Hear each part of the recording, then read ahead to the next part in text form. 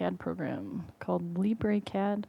There's actually a whole suite of Microsoft Office style programs called LibreOffice, LibreExcel. It's been around a long time.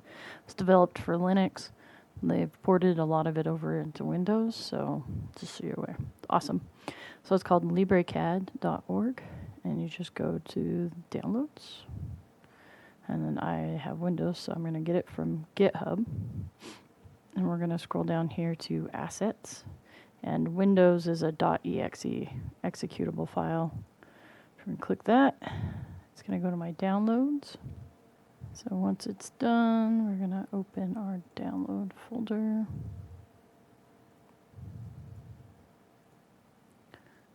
We're going to go ahead and double click.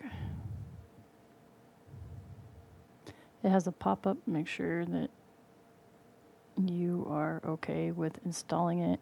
Just understand any kind of freeware, you always have to be careful.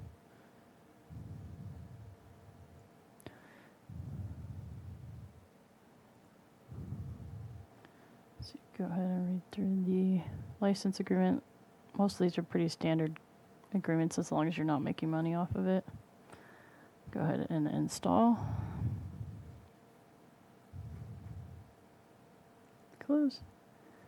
They work off of donations, so if you can. I try to donate the ones I use the most. When I'm first trying them out, I try them out first to see if it's even something I'm going to be using. All right, now the download has finished. There we go.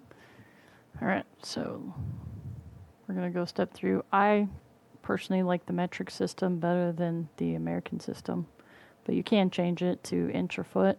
So I usually work in millimeters. And there we go.